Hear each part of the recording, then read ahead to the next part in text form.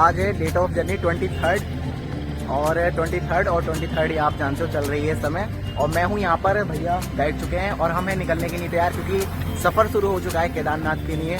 25 को first opening है, तो पहले दिन आपको क्या क्या होने वाला है सब कुछ दिखाया जाएगा। साथ ही अगर आप ट्रैवल करने का प्लान कर रहे हैं तो कैसे कैसे जा सकते हैं वो आपको बताया जाएगा। फिलहाल मैं अभी मुरादाबाद से जाऊंगा पहले हरिद्वार, फिर हरिद्वार से जो रूट है वो बिल्कुल सेम रहने वाला है।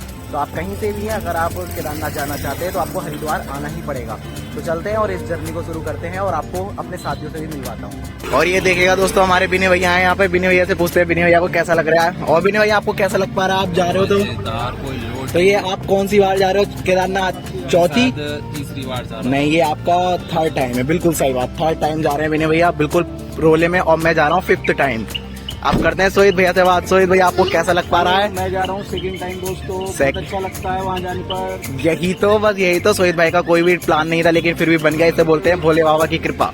चलो फिर चलते हैं दोस्तों। सो गाइस अभी हम पहुंच चुके हैं नजीबाबाद। ये आप देख सकते हो, ये है नजीबाबाद का पूरा सीन और ये रहा मैं।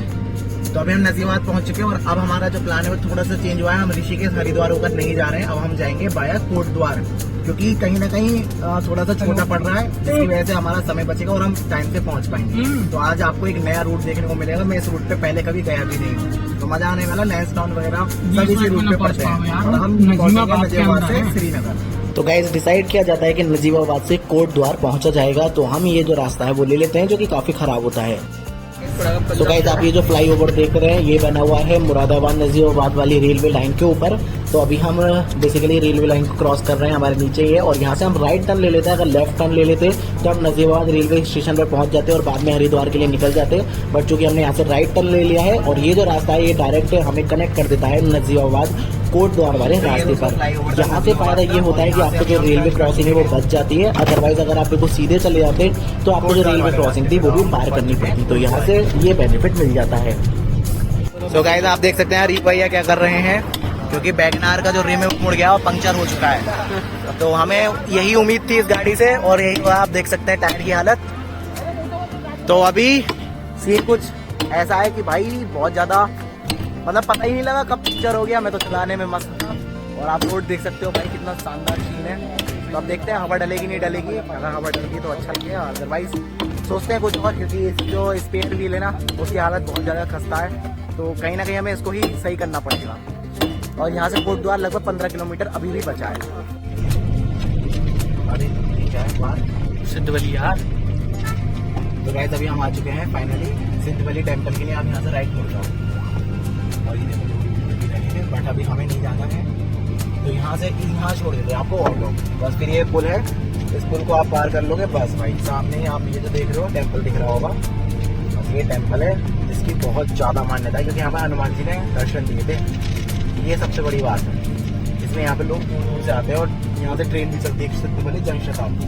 आप समझ सकते हो कि कितना ज़्यादा पॉपुलर है। अब यार रुक चुके हैं, देखते हैं भाई क्या हुआ, क्यों रुकना पड़ा भैया। इसके बाद में दोस्तों हम कोटद्वार से आगे बढ़ते हैं। रास्ता काफी ज्यादा बढ़िया और सीनिक होता है। अगर आप पहली बार इस रास्ते पर आएंगे तो आपको बहुत अच्छा लगेगा। हम यहाँ पे लैंसडाउन को बाईपास करते हैं, क्योंकि अगर लैंसडाउन को बाईपास नहीं करते तो हमें और भी ज्यादा टाइम लगता और किलोमीटर्स भी हमारे बढ़ जाते, लगभग 15 किलोमीटर।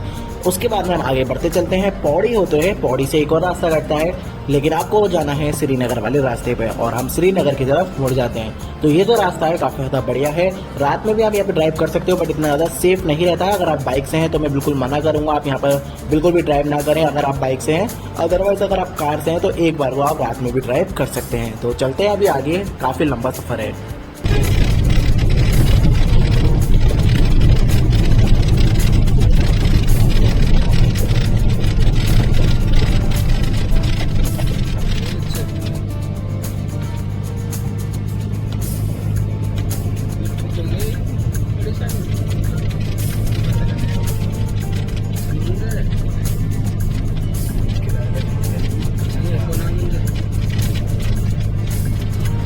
सो गाइस आप ये जो लेफ्ट में देख रहे हैं ये है दुर्गा देवी टेम्पल और यहाँ पर भी काफी ज्यादा जो लोग हैं वो आते हैं। कोटद्वार से यहाँ पर 9 से 10 किलोमीटर पड़ता है, ज्यादा दूर नहीं है और काफी ज्यादा बढ़िया है। हालांकि हमारे पास समय की कमी होने की वजह से स्किप करना पड़ रहा है।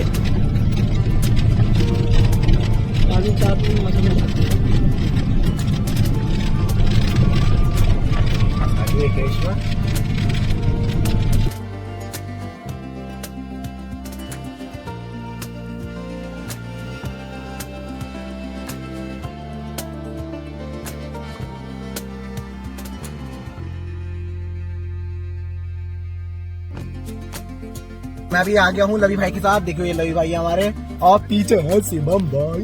क्या है दोस्तों? ये है गोवा वाले, बहुत खतरनाक लोग। हाँ चलो वहाँ पे रोकने आगे वैगन आर पे। तो भाई सिस्टम ये था कि शिवम भाई को आने नहीं दिया जा रहा था। शिवम भाई का था बहुत दिमाग खराब। शिवम भाई ने किया जाना तो है, कुछ भी हो जाए। फिर शिवम भाई ने अपने पिताश्री को पानी चढ़ाया, बड़ी मुश्किल से पानी चढ़ा। पैर पकड़े मैंने उनके, जी बिल्कुल, पैर भी दबाए, सब कुछ करा जो हो सकता था। जो मुझसे हो पाया वो मैंने करा। बस तब जाके सुबह में बहुत मुश्किल से आ पाया। हाँ आधा पैक बना के दिया मैंने अपनी बोतल से खुद की। बिल्कुल, आप समझ सकते हैं कितना दर्द हुआ हुआ, लेकिन फिर भी आ पाया। जी बिल्कुल, आने का सौभाग्य मिला, ये सबसे अच्छी बात थी। तो इसलिए हम इस समय बहुत ज्यादा खुश हैं, और भगवान ने करा तो ये जो खुशी है वो बरकरार रहने वाली है। क्योंकि ऐसा था। और आप देख सकते हैं दोस्तों कितना बढ़िया नजारा इस समय हो रहा है। सनसेट हो चुका है और पहाड़ों पर जल्दी जो दिन है वो भी छिप जाता है, क्योंकि यहाँ पर जो सूरज की किरणें हैं वो आ नहीं पाती हैं। तो 6:24 हो चुके हैं दोस्तों, और हम सुबह से चले हैं 177 किलोमीटर। देखते हैं कितना पहुंचेंगे। ये देखिएगा दोस्तों, ये हमारे दोस्त हो गए हैं।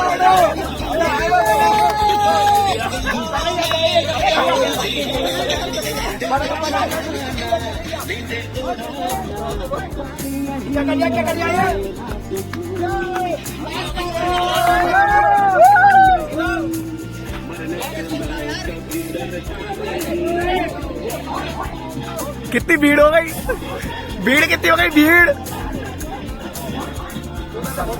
सो गाइस, हमें सतपुली पार करने में काफी ज्यादा टाइम लग गया। सतपुली पहुंचते पहुंचते हमें रात सी हो गई थी, और फिर हम थोड़ी दूर और चले तो पौड़ी तक हमें बिल्कुल रात हो गई थी। तो पौड़ी हम जब पहुंचे थे तो लगभग बज गए थे रात के 9 या 10, और फिर उसके बाद में हम श्रीनगर रात के 12 बजे तक ही पहुंच पाए। और इस रास्ते पर आपको पेट्रोल पंप मिल जाएंगे, आपको पौड़ी में मिल जाएगा, सतपुली में मिल जाएगा। तो आपको जो परेशानी है वो नहीं आने वाली है। बस मैं यही सजेशन दूंगा कि अगर आप बाइक से हैं तो इस रास्ते पर रात में ड्राइविंग ना करें, काफ़ी ज़्यादा जो रिस्क है वो रहता है। अदरवाइज जो मेन रास्ता है यानी कि हरिद्वार वाला, आप वहाँ पर बाइक से भी ड्राइव कर सकते हैं, इतना टेंशन वहाँ पर नहीं होती है। सो गाइस, फाइनली अभी हम आ चुके हैं श्रीनगर में कोटद्वार वाले रास्ते से। जो लेफ्ट में आप नीचे वाला रास्ता देख रहे हैं ये आया है हरिद्वार से, यानी कि हम कह सकते हैं देवप्रयाग से। और अभी हम आ रहे हैं कोटद्वार की तरफ से, और ये दोनों रास्ते अब यहाँ पर आकर मिल चुके हैं। और यहाँ पर जब ये मिलते हैं तो आगे आपको जो चेक पोस्ट है वो देखने को मिल जाती है, और बोर्ड वगैरह भी आपको देखने को मिल जाते हैं कि कितनी दूरी पर क्या आने वाला है। तो बस हम यहाँ से आगे बढ़ते हैं। आगे हमें रुद्रप्रयाग मिलता है, जहाँ पर हमें चेक पोस्ट पर थोड़ा रुकना पड़ता है। के 2 बज चुके हैं और हम कंटिन्यू चल रहे हैं। लगभग हमने कवर किए हैं अभी तक 300 किलोमीटर, और 300 किलोमीटर आने में हमें लग गए लगभग 12 घंटे। हाँ मतलब हम 2 बजे चल गए थे, 2 बजे से बल्कि पहले चल गए थे, तो हमें 14 घंटे लगे हैं यहाँ तक पहुँचने में। हालांकि हम बहुत रुक कर आए, बट यही है कि जो कोटद्वार वाला रास्ता है ना वो बहुत ज़्यादा टफ है। मतलब वहाँ पर स्पीड मैनेज नहीं हो सकती, ज़्यादा स्पीड नहीं निकल सकती, जबकि जो हरिद्वार वाला रास्ता है वहाँ पर स्पीड ईजिली मेंटेन की जा सकती है। इस वजह से काफ़ी ज़्यादा जो टाइम वो लगा है। बस मंजिल है सोनप्रयाग, क्योंकि सोनप्रयाग अगर हम नहीं पहुँचते तो जो फर्स्ट डे हमारा कवर करने का प्लान है वो शायद सक्सेसफुल ना हो पाए, इसलिए अभी मजबूरी है, पहला काम हमें यही करना है। गाइस, रुद्रप्रयाग से निकलने के बाद में लगभग तिलवाड़ा हम पहुंचने ही वाले होते हैं। तो तिलवाड़ा पार करके 15 या 12 किलोमीटर चल लेते हैं, तो उसके बाद में जो रास्ता है वो खराब आने लगता है। तो उसके बाद में रास्ता आपको कुंड तक बिल्कुल खराब ही मिलेगा, और फिर कुंड के बाद में गुप्त काशी तक भी आपको बिल्कुल रास्ता जो है वो खराब ही मिलने वाला है। रास्ते की हालत बहुत खराब है, और पतला रास्ता है, तो दिन में आपको यहाँ पर जाम भी मिलता है। खैर, हम रात में ड्राइविंग कर रहे थे, और मैंने अपनी लाइफ में अभी तक ऐसा नहीं देखा कि पहाड़ों पे ड्राइव कर रहे हैं और तेंदुआ मिल जाए। क्योंकि हम जब रुद्रप्रयाग से निकले थे तो रुद्रप्रयाग से तिलवाड़ा पार कर लिया था हमने, और उसके बाद में हमें तेंदुआ देखा, जो कि काफ़ी ज़्यादा डरावना था। क्योंकि आज तक मैंने अपनी लाइफ में ऐसा नहीं देखा। पहाड़ों पर काफ़ी बार रात में भी ड्राइविंग की है। बस अच्छी बात ये थी कि हम बाइक से नहीं थे, अगर बाइक से होते तो कोई भी जो घटना थी वो हो सकती। तो इसलिए आप रात में बाइक से ड्राइविंग यहाँ पर अवॉइड कर सकते हैं, क्योंकि यहाँ पर जानवर का भी जो खतरा है वो रहता है। खैर, अभी हम यहाँ पर कुंड की तरफ बढ़ रहे हैं, और आप ये जो देख रहे हैं सामने बोर्ड है, यहाँ पर जो जानकारी वो लिखी है, और यहाँ पर लिखा है केदारनाथ आपको सीधे जाना है। तो यहाँ पर आपको जो प्रॉब्लम है वो हो सकती है, क्योंकि केदारनाथ आपको यहाँ से सीधे नहीं जाना होता, आपको यहाँ से लेफ्ट टर्न लेना होता है, और मंदाकिनी रिवर का जो ब्रिज है वो क्रॉस करना होता है। अगर आप सीधे जाएंगे तो तुंगनाथ की तरफ पहुंच जाएंगे, यानी चोपटा की तरफ। तो इसलिए इस चीज को आप ध्यान रखना। यहाँ से आपको लेफ्ट लेना अनिवार्य है। लेफ्ट लेके आप पहुंच जाएंगे गुप्त काशी की तरफ, यानी कि केदारनाथ की तरफ। तो यहाँ से हम लेफ्ट मुड़ चुके हैं और यहाँ पर मंदाकिनी रिवर को क्रॉस कर रहे हैं और राइट में ही यहाँ पर एक नया डैम बना है, जो कि आई थिंक 2018 में इसका कंस्ट्रक्शन चल रहा था और 2019 में इसको ओपन कर दिया गया। तो ये जो रास्ता है ये गुप्त काशी तक बिल्कुल बेकार मिलता है, गड्ढे ही गड्ढे हैं और बहुत पतला रास्ता है। तो आप ध्यान रखें, अगर दिन में आप आएंगे, यानी कि अगर अर्ली मॉर्निंग आप आ गए तो आपको परेशानी नहीं आएगी, जैसे अभी हम हैं। अगर आप आते हैं दिन में, जब दिन निकल जाता है, तो यहाँ पर आपको भीड़ मिलेगी और जाम भी आपको लगा हुआ मिलेगा, क्योंकि जो रास्ता है वो पतला है और ट्रैफिक ज्यादा है। तो guys finally we are at Sonprayag और आप देख सकते हो इधर पार्किंग का सिंबल बना हुआ है। तो थोड़ी दूर पार्किंग है, इसलिए यहाँ पे लाइन लग रही है। तो हम पार्किंग पे पहुंच चुके हैं फाइनली। हमें बहुत ज्यादा टाइम लग गया और सोनप्रयाग आप देख सकते हो हमारे यहाँ से कितना है। तो ये है मेरे घर से सोनप्रयाग तक की दूरी, मतलब लगभग 380 किलोमीटर है, जो कि काफी ज्यादा होता है। और अभी में और भी बहुत जगह जाना है। तो ये सीन है, मतलब खतरनाक है। और ये रहा मैं, अब थोड़ी देर आराम किया जाएगा, फिर फ्रेश हो जाएगा, फिर चढ़ाई की जाएगी। और चूंकि टारगेट सिर्फ शाम तक वहाँ मंदिर तक पहुँचना है, फिर वहाँ पर रुकना है, फिर अगले दिन दर्शन करते हैं। यानी कि 25 में, आज हम 24 में आ चुके हैं। तो मतलब फर्स्ट टाइम ऐसा होगा कि मैं जब केदारनाथ विजिट करूँगा तो वो फर्स्ट डेट होगी जिस दिन उसकी ओपनिंग हो रही है। मतलब ओपनिंग वाले दिन हम जो दर्शन है वो करने वाले हैं। तो देखते हैं वही कैसा एक्सपीरियंस रहने वाला है और क्या क्या सुविधा मिलेगी, वो सब आपको दिखाया जाएगा। तो गाइस आप जब भी केदारनाथ आएंगे तो आपको पहले ही वाली पार्किंग मिलेगी और उसके बाद में आपको मिलेगी बिल्कुल सोनप्रयाग के पास वाली पार्किंग। तो ये वाली जो पार्किंग है बेसिकली रोडवेज का बस स्टैंड है सोनप्रयाग का, यहीं से जो बसें हैं वो चलती है, यहीं पर ही आपको बस उतार देती हैं। जहाँ पर कार की भी पार्किंग होती है, लेकिन ये उसी कंडीशन में होती है जब आगे वाली जो पार्किंग है वो फुल हो जाती है। तो आगे की पार्किंग में ना मुड़ के हम पहले ही मुड़ के, जो कि हमने थोड़ा गलत किया, हमें आगे ही जाना था। तो उसके बाद में मैं आगे गया, मुझे ये वाली चीज बाद में रियलाइज हुई, तो फिर बाद में आगे चला गया, क्योंकि आपको यहाँ से बहुत ज्यादा पैदल चलना पड़ता है और आप जानते हैं कितना ज्यादा यहाँ पे मेहनत का काम है पैदल चलना। तो इसलिए आप जितना हो सके आगे वाली पार्किंग में ही लगाएं। अगर आप ऐसे टाइम पे गए हैं जब आगे की पार्किंग फुल है तो आपकी मजबूरी है, आपको यहाँ पर ही पार्क करनी पड़ेगी। यहाँ पर पार्क करने का कोई भी चार्ज वगैरह नहीं जाता है, बट आगे की जो पार्किंग है वहाँ पार्क करने के आपको जो पैसे हैं वो देने पड़ते हैं। यहाँ पर मोस्टली जो टूरिस्ट बसेस हैं और जो टैक्सी वगैरह है वो यहाँ पर खड़ी रहती हैं। तो गाइस एक पार्किंग ये भी है, ये वाली, ये बेसिकली रोडवेज एक किस्म से टूर एंड ट्रेवल वगैरह जितने भी बस वगैरह होते हैं ना, सब यहीं पार्क करते हैं। और एक आगे भी है मल्टी फ्लोर वाली पार्किंग। तो हम मल्टी फ्लोर वाली पे चल रहे हैं क्योंकि यहाँ पर हमें ज्यादा ठीक नहीं लग रहा, मतलब बहुत पैदल हमें चलना पड़ेगा। तो गाइस ये है सोनप्रयाग पार्किंग। तो आप देख सकते हो इस तरीके से आप गाड़ी पार्क कर सकते हो, इधर इधर और इधर ही हमने अपनी गाड़ियां पार्क कर दी हैं।